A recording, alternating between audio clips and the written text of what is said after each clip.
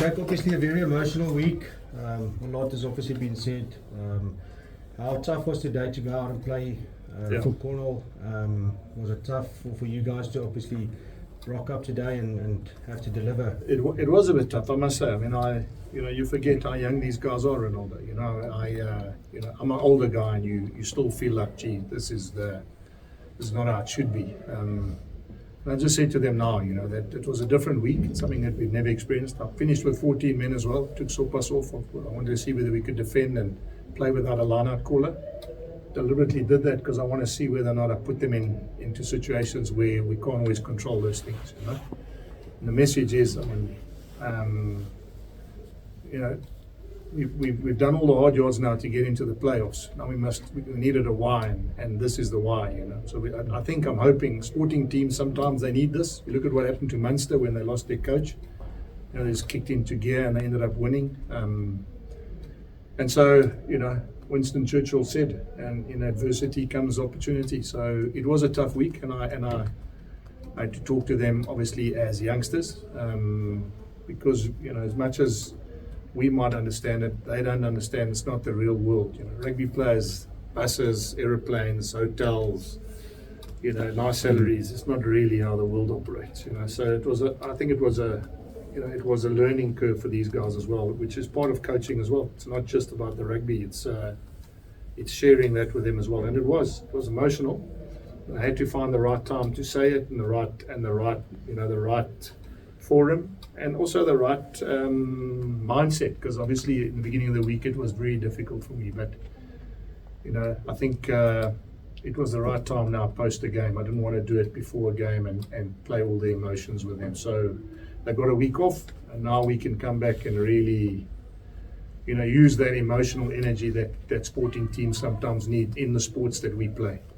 Just a last question on Nama today. I know you spoke in the week and you said you don't want to play 18 rounds in 80 minutes, but he had an unbelievable performance tonight. So how happy are you with? Yeah, fantastic for him, and he's happy too, considering that he's never played with this group of players. We're very lucky. We've got Marcel Coetzee, who's been man of the match in a URC game, and we've got Marco van Staden, who's a World Cup winner, playing in the same position as he's playing. So it is one area where we are very, very fortunate that we've got a lot of depth in that position, but it's not going to count against him that he's done so well in a game like this. Playing with those guys, the first time he's played in those combinations. He started for us in the very first game of the year against Edinburgh, and that was without the Springboks because they were away. So, part of my chat to him when he missed out on the tour was, you'll get a chance, and you'll get a proper chance, and you'll play with combinations, not always makeshift combinations. So I'm very happy for him. I'm as I said, man of the match. And he did all the things I expected of him. He didn't try and do everything on his own or try and win every single turnover, because he's good at it. But in the first game, he gave 4 or 5 penalties away when I put him on. So I'm glad that he's obviously understood what his role was.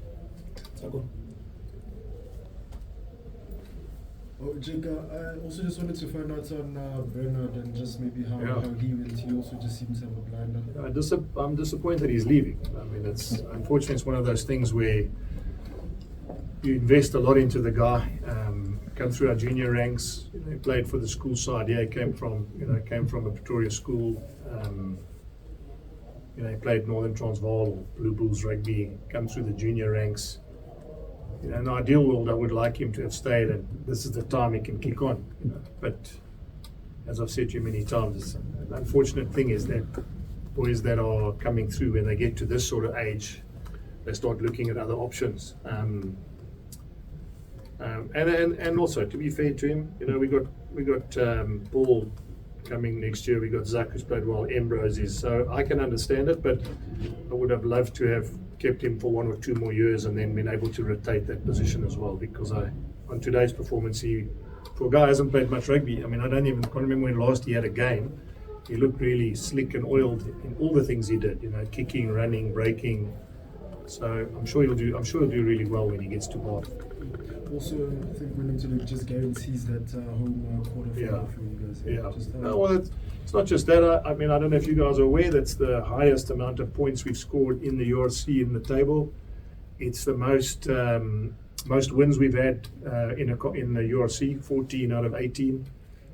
So there's a lot of other positive things that have, tries have been up there. Defensively, we're much better than we've been the last 4 years in terms of leaking points and in terms of conceding tries. So job done. First round is what I always say to you, is that you need to get into the playoffs. We've done that. We're in a fortunate position now. We finished second, which means that we're in a really good position. But I've said it to you guys many times, you get judged on the next 3 games. That's when you want to be at your best. The last 3 games of every competition are the ones you want to win. Quarterfinals, semi-finals, finals, World Cups, Junior World Cups, URC, Super Rugby. That's when you need to bring out your best. Jake, keeping your players fit for the next 3 rounds is critically important. What's the story with Cobus Visa? I just got a back spasm. Apparently got it in the warm-up as well. And then I said to him, if he gets a back spasm and scores a 40-meter try, he can do that every game. So, again, precautionary. I mean, when he said his back's a bit sore, what I don't want now, a referral in terms of tearing a hamstring or... Yeah. So, I took him off and... Doc reckons he'll be fine if he just does the right treatment for the next 2 weeks. And someone asked me, I think someone asked me during the week, is not playing next week a blessing? Well, on a guy like that, obviously that's fantastic that we get another week to get our squad ready. It's difficult to see what you did on the field if you're not watching on TV. You said you took players off. Yeah. Play ended with 14. Yeah, I took Sopas off. I took Ruan Nokia off. So we played about 13, 14 minutes with 14 men deliberately. Okay. So that's why the Mall defence was a bit... Yeah, so we had one less forward there. And obviously that happens. It's a bit of a... The defensive coach is obviously not too happy because it's 5 points. But now I wanted to see whether we're clever enough at breakdowns not going in, whether we're clever enough to manage the game with 14, whether we have a new line-out caller. We couldn't then do... we had 2 different line-outs in terms of 4-man and all that sort of thing. And the line-outs worked perfectly as well. So... I wanted to put them under pressure at the back end, and also selfishly didn't really want to risk a guy like Ruan Nokia in a game when we'd really won it, and I need everyone fit and available for the playoffs. And Nava also took a bit of a knock at one stage there. Is he okay? That tackle. Yeah. Yeah. No, he said to one of the players in the change room, he says they daked him there. And so, and then they did. Keegan got one. David Creel got one. So they. The Dragons, I give them credit. They didn't lie down. They kept coming at us, especially after half time. They were 26-0 down and still came back and scored 2 tries straight after half time. And that was with 15 guys on the field without substitution. So, they quite easily have happened that we let that slip again in the middle part of the game. So bringing the bench on, I know Brendan and you guys always ask me about, aren't you worried about how you ended? Today was different, 6 reserves on at the same time, and literally the first play was a more line out and we scored. So there's a lot of positives that we can now add on compared to what I was here last week saying to you, we conceded too many points with our bench. Thank you.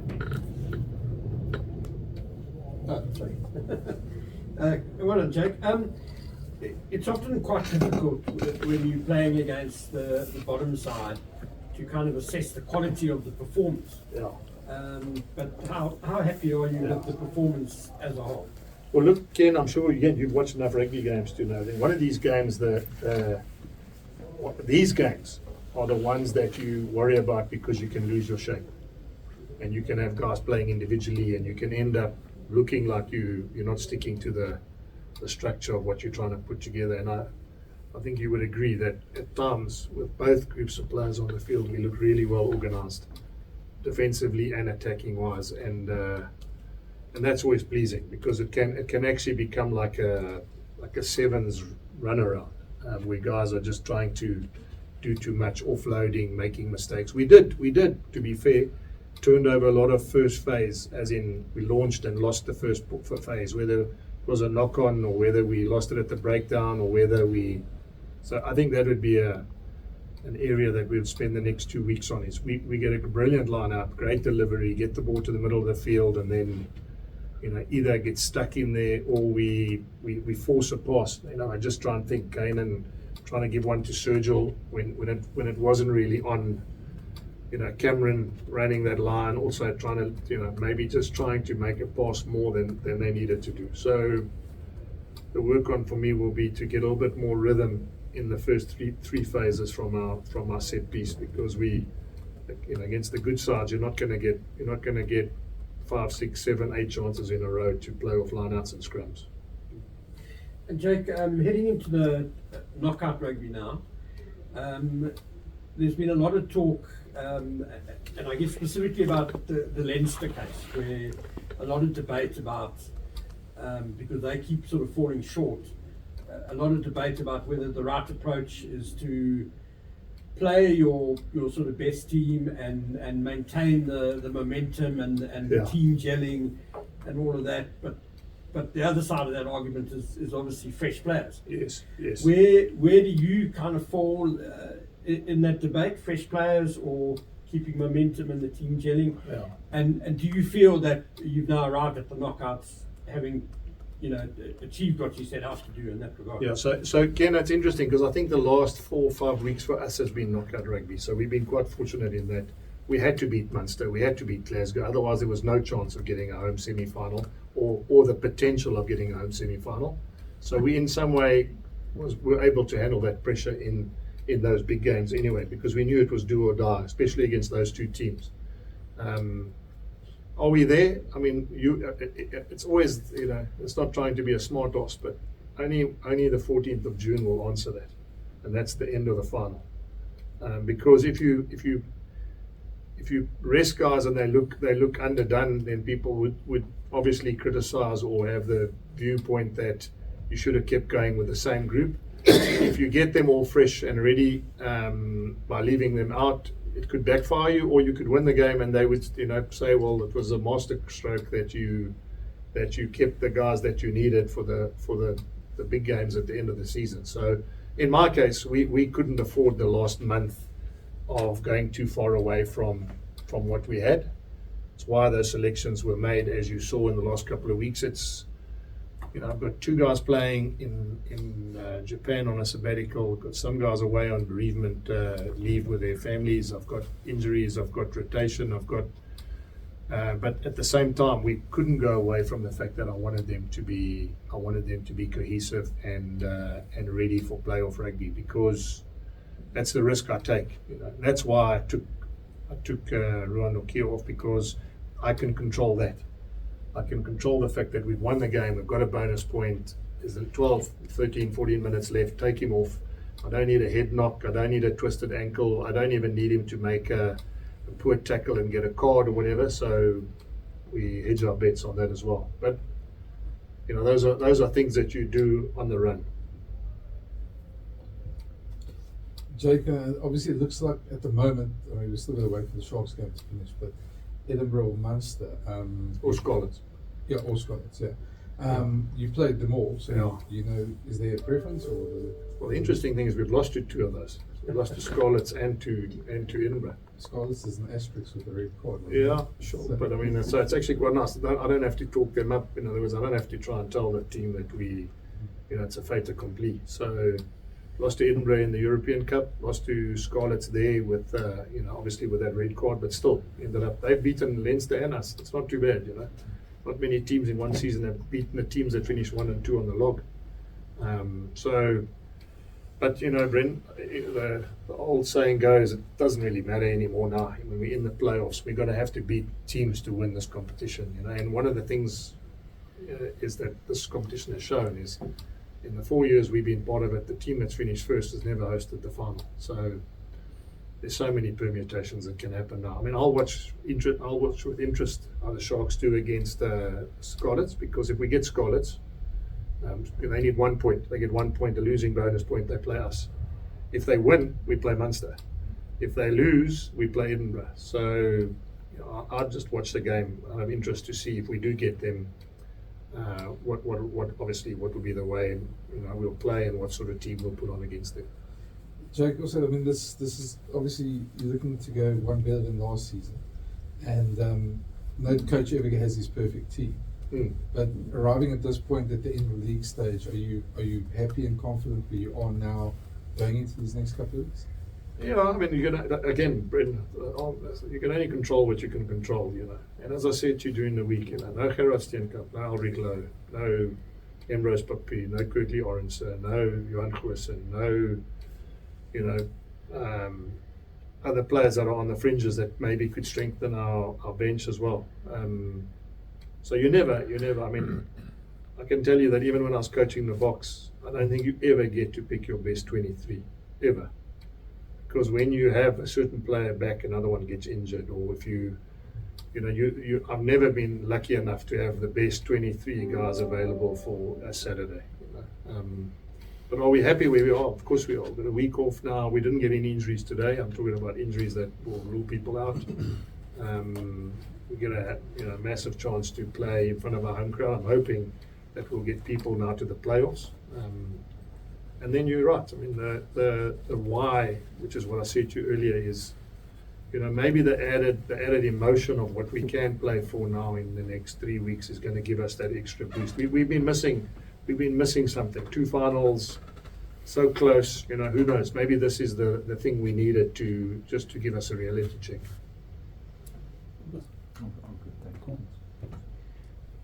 Jake, you spoke about controlling what you can control. Yeah. If you had obviously 2 weeks until the quarterfinals with just your players, you know, yes, you would control that as much as you possibly could. When they're going off to an alignment camp, how does that affect things? Because also the other issue with an alignment camp, I think sometimes is guys return from there with all this feedback. And then they kind of like almost trying to implement their own stuff at the worst possible time for you in terms of, obviously it's a quarterfinals, you don't want a guy trying to do his own thing to get into the box team. I've been the national coach since. I used to get the cap the other way when I was but let me say this too. I think the one thing that is the saving grace of this stage is there are 3 South African sides that need to play next week. So the Stormers, the Sharks, and the Bulls. So I think it's always tougher when there's one team, because that team, I think, gets more influenced. Just think the way it is, they get excited,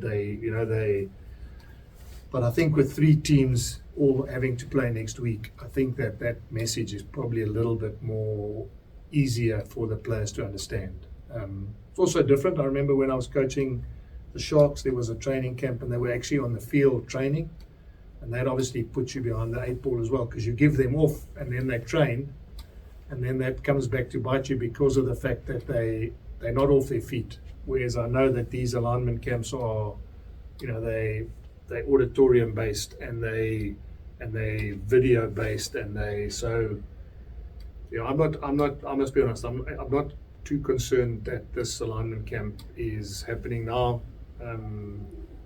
It's not like it was in the old days, as I said, where they were on the field doing extras and training. I think it would be impossible for that to happen with 3 teams having to play next week. So I'm not really. I don't think it. I mean, there's enough feedback throughout the year, and there's enough feedback. And I don't know if you're aware of it, but every week they get feedback from the national coaches. So, you know, whether they got a video last week and a 1-pager, or whether they go into camp this week, it's probably exactly the same feedback they're going to get.